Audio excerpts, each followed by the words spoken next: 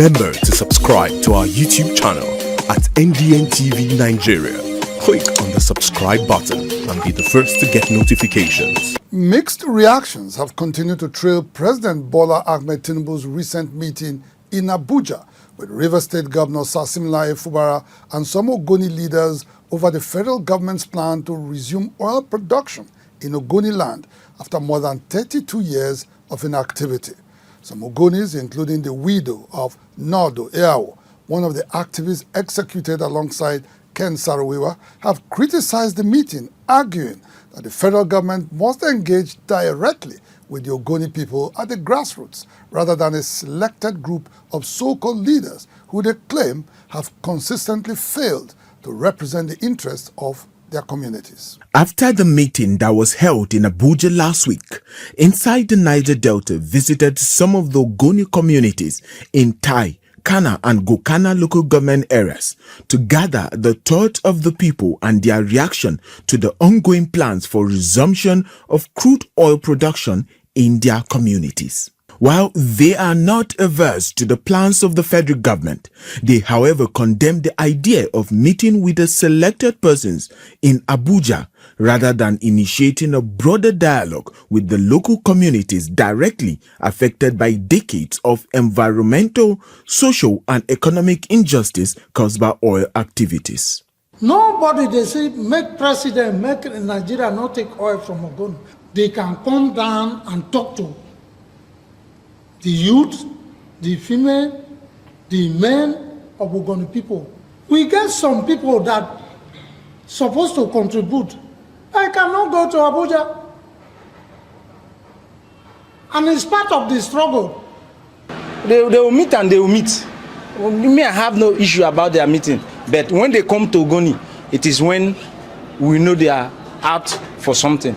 The blind widow of Nodo Eawo, one of the Ogoni 9 executed in 1995, expressed deep bitterness and despair with the government's handling of the Ogoni case.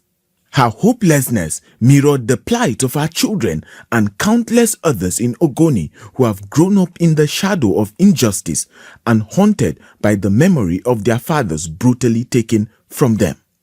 She added that any engagement with the people must address the underlying issues, including the unacknowledged and gruesome executions that scarred their lives and their land. He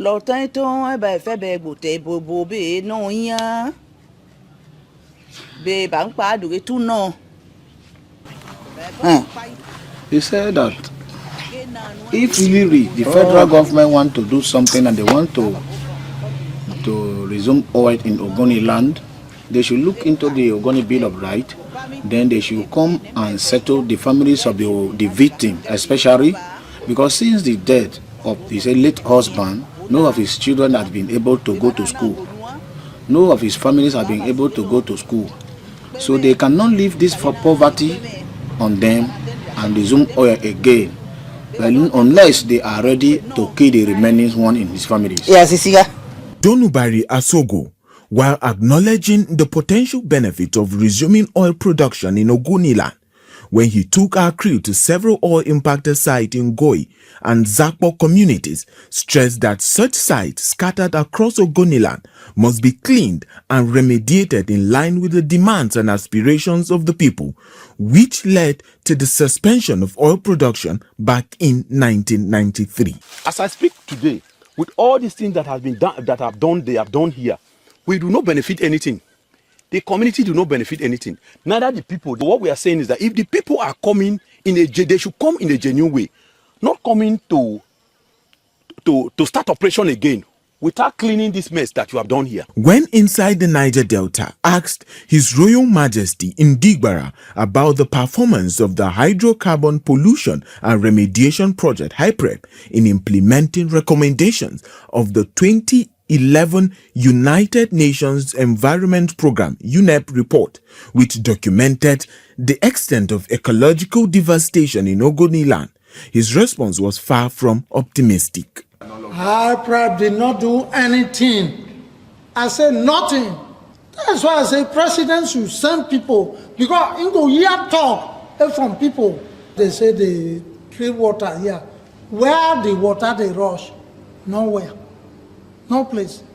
Many therefore submit that local communities must be directly involved in the discussions initiated by President Bola Ahmed Tinubu. Only then, they argue, can these talks lead to tangible outcomes. Inside the Niger Delta,